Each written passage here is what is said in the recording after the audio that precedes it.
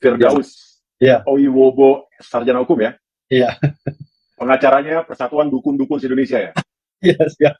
Oke, tapi sebelum saya mau ngomong pengacara, saya mau nanya nih, ini pengacara tapi ijazahnya asli ya? Asli dong, masa nggak asli? Oh iya iya iya iya. Saya bukan Soalnya kan, kayak yang ono, bukan kayak yang oh ono. gitu ya.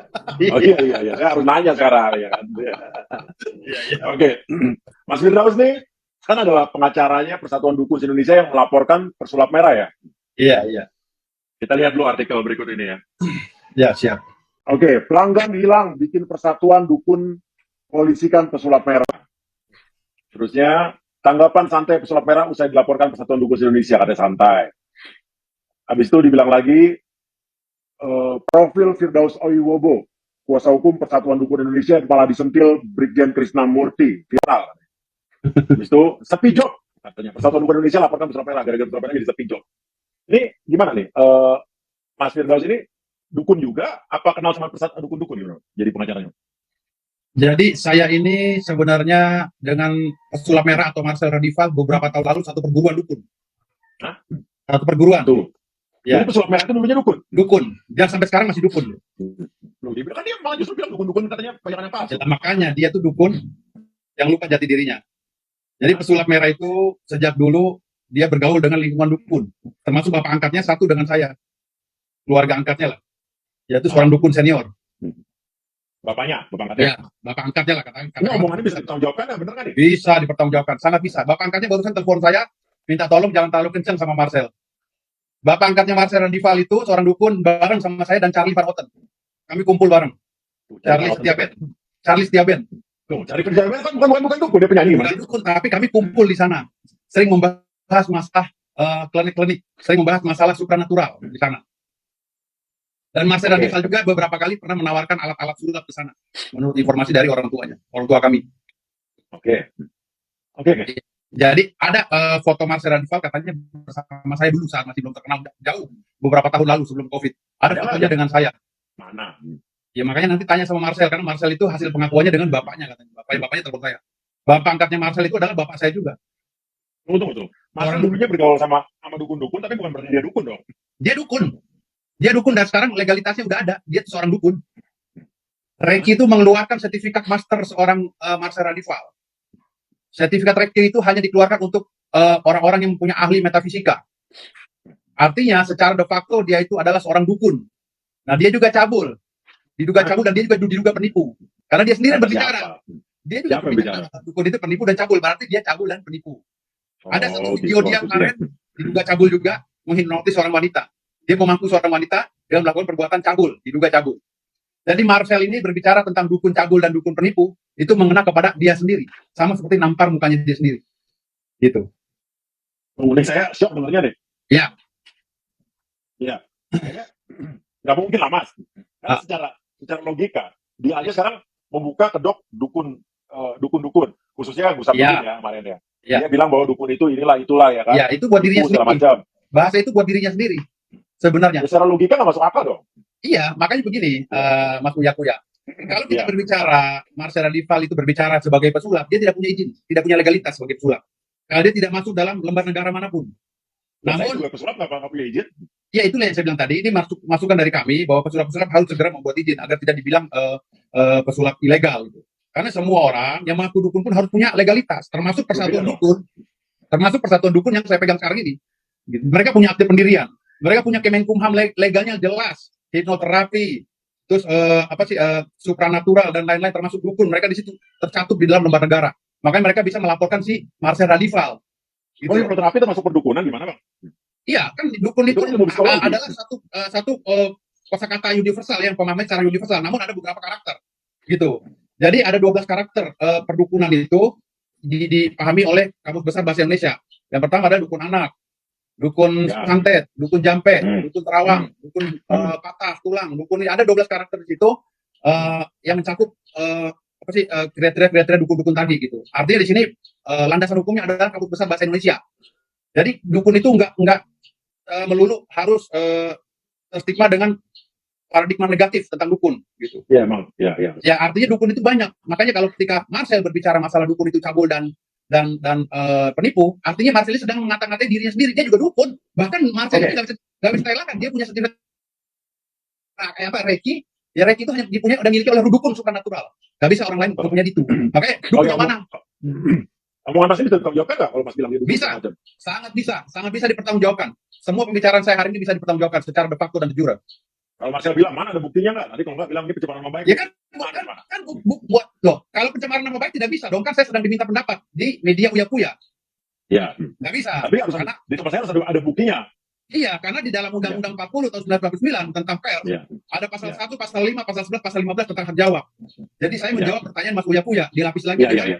SKB 3 Menteri kan gitu. Artinya saya berbicara di media Uya-Puya. Gitu loh. Oke. Nah, Ya. Jadi saya ini mempertanggungjawabkan semua pembahasan ini, nanti bisa Oke. digelar semuanya bisa. Oke. Jadi menurut Mas, makanya adalah sebenarnya dukun. Dukun, asli dukun dia dukun cabul, dukun penipu. Apa yang ditipu? Loh, bagaimana nggak tipu, dia sendiri yang ngomong kok. Dukun itu penipu dan cabul, berarti dia cuma penipu dan cabul. Oh, jadi asumsinya adalah Saya punya bukti dia melakukan perbuatan yang diduga melakukan perbuatan cabul dengan menghipnotis wanita, dipeluk-peluk, dipegang-pegang, itu kan cabul. Dia bukan muhrimnya. Gitu. konteksnya beda dong, Mas. Oh, tidak beda. Yang namanya di dalam hukum itu tidak ada namanya beda, kan ada landasannya, pasal-pasalnya ada. Artinya ketika dia melakukan hal yang di luar muhrim itu cabul. Apalagi sampai megang meluk orang. Oke, sekarang gitu deh. Kita balik lagi ke permasalahan. Yang melandasi akhirnya Mas menjadi pengacara atau mewakili para persatuan dukun itu melaporkan Marcel itu apa? Ya karena saya di dalam situ kepala biro hukum di organisasi itu, biro hukum para dukun sejak lama gitu. Saya pernah menangani kasus libat. Saya juga pernah bergabung dengan Kiku Sumong. Kami juga dalam persatuan Joko Bodo dan lain-lain. Kiai Haji Muhammad Ridwan. Kami sudah lama bergerak di bidang itu gitu loh. Dan saya biasa menangani masalah-masalah perdukunan. Makanya mereka nunjuk saya. Gitu. Tapi Mas dukun juga?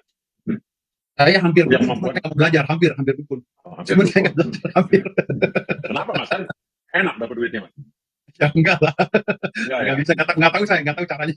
Oke. Sebenarnya sekarang begini, nih. Mas Ya, gimana? ya, sebenarnya gini. Sebenarnya adik kita Marcel ini, menurut saya adalah apa sih, anak bangsa yang perlu dikembangkan SDM-nya ya, karena dia ini sangat profesional dalam menjalankan keilmuannya, disiplin ilmu yang dia miliki gitu loh.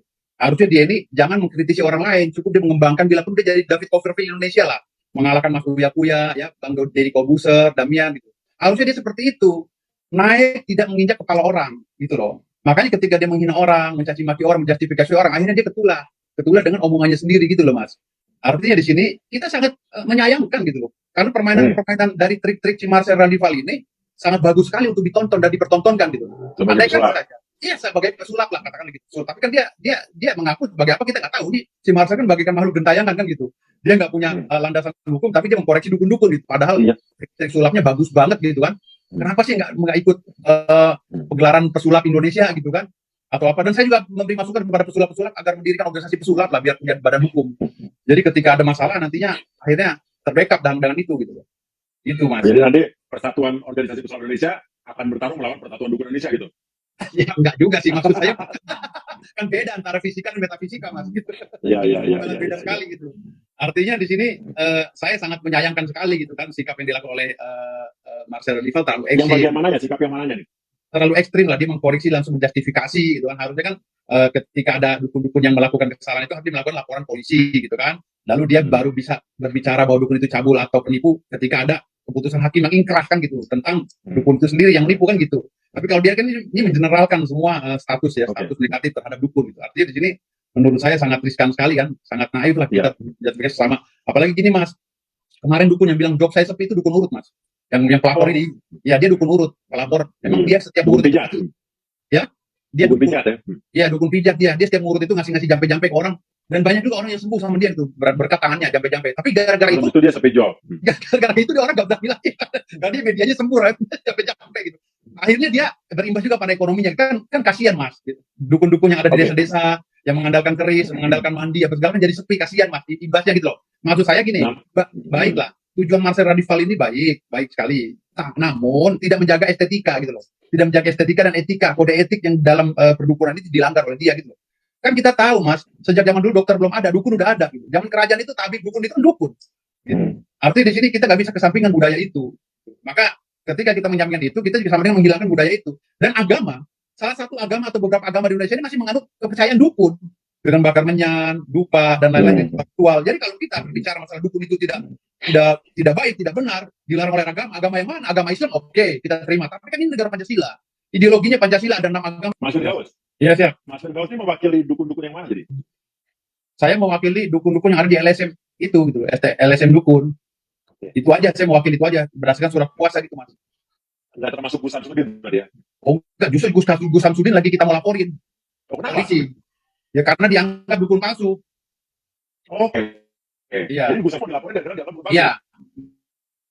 Dia nggak punya legalitas. Gus Samsudin kalau dianggap dukun palsu, Gus Samsudin dianggap dukun palsu, Sampai nggak salah dong. Kan yang dituju adalah Gus Samsudin. Bukan. Kami mengambil screenshot hasil pernyataan daripada pesulap merah di Instagramnya, Iya. di media sosial. Kami screenshot. Ya, bahwa dia menyatakan dukun itu adalah cabul dan penipu. Kami ambil itu. Dia kata dukun. Ya, tempos deliktinya sudah masuk, ya kan? Actus reusnya juga sudah masuk perbuatannya. Ya. Artinya di sini kami laporkan konseling polisi dan polisi menerimanya gitu. Tetapi, LP-nya udah diterima. ya, tapi bukan untuk dukun palsu ya, karena dia punya sertifikat reki. Dia dukun asli, Marcel, bukan pesulap tapi dukun. Lalu kami laporkan dia, itu terhadap penghinaan. Kami merasa dukun-dukun ini terhina lah, istilahnya. Karena dia tidak menyebutkan oknum kan gitu. Tapi kalau untuk Samsudin, kami duga dia penipu. Oke. Karena dengan memalsukan data identitas, dia sebagai dukun, dia mengaku padahal dia tidak punya alas hak untuk itu. Iya. Walaupun dia punya izin dari pemerintah, izinnya apa? Izin urut. Kalau izin urut nggak boleh pakai tenaga supranatural kalau ada izin reki kan gitu. Iya. Harus ada reki gitu. Dia orang reki nggak? Kalau orang reki boleh mengidentifikasi penyakit-penyakit dalam di luar ilmu kedokteran kan gitu. Itu aja sih Mas, ini lagi dibahas di organisasi dukun. Apakah langkah-langkah rencana sih dukun Jawa Timur melakukan? Oke, jadi dukun Gus Samsudin nggak dilaporkan ya.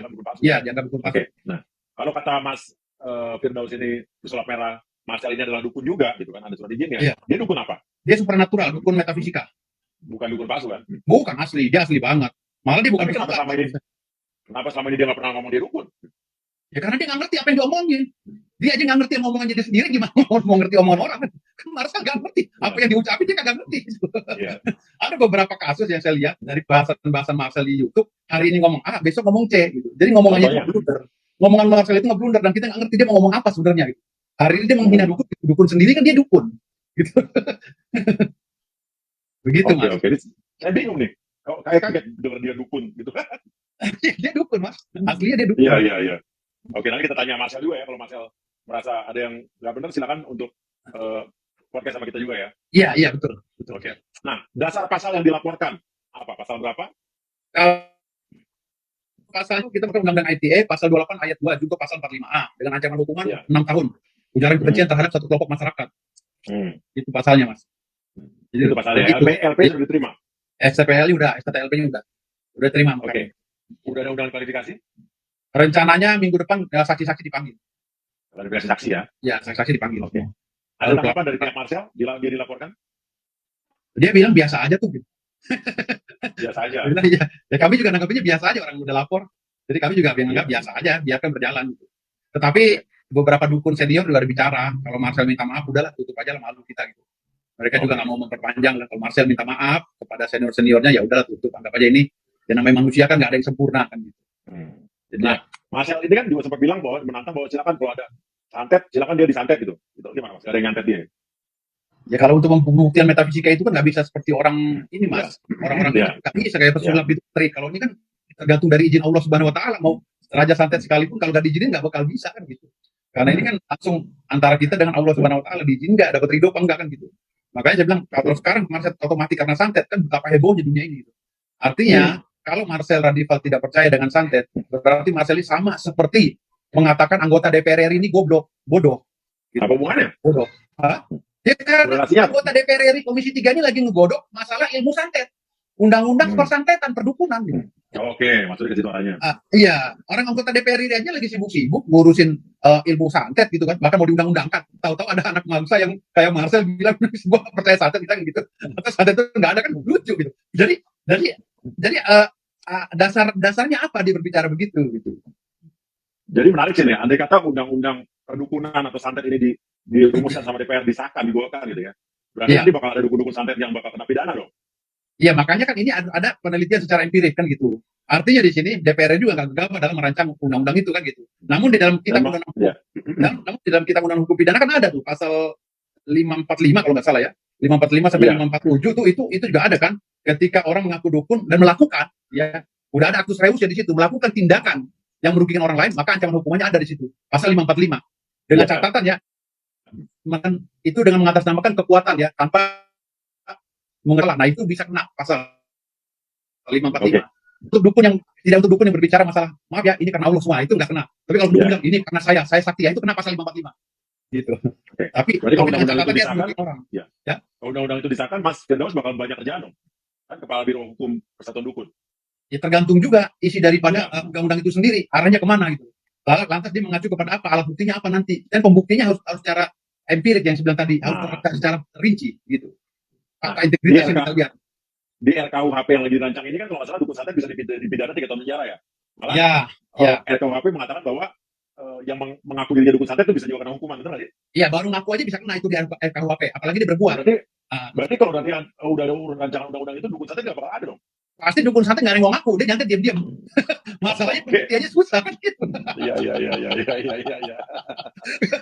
Kalau ancaman hukumnya hanya 3 tahun kan sama dengan pasal 335 kan, itu pasal karet gitu kan. Untuk menakut-nakuti para dukun yang nggak ngerti hukum, akhirnya dukun pelangnya dicabut semua ya kan. Praktek dukunan santet dihapus dulu sementara. Kalau mau japri saya kan gitu. Berarti dengan kata lain, kalau DPR lagi menggodok itu, berarti artinya memang Indonesia pengen meniadakan dukun dong? Bukan, justru mengakui ilmu santet ada di Indonesia. Karena pada saat ini banyak penyakit-penyakit non medis yang susah dideteksi oleh kedokteran, gitu loh. Makanya DPR bingung. Satu-satunya jalan untuk memberikan efek jerah terhadap dukun-dukun santet ini yang susah dideteksi, ya pakai undang-undang itu. Biar dukunnya agak sedikit takut, pasang pelang gitu. Iya. Sementara saat sekarang kan kita tahu, dukun-dukun itu kan dengan gamblang kan, terima santet, mau nyantet di bapak itu aja jago. Jadi dasar itu nanti besok ditangkap bapak itu gitu. Oke, sebelum tahun Mas Firdaus sebagai Kepala Biro Bantuan Hukum Persatuan Dukun Indonesia. Iya. Dukun asli dan dukun palsu itu perbandingan 2%. Dukun asli itu hanya ada 15% di Indonesia.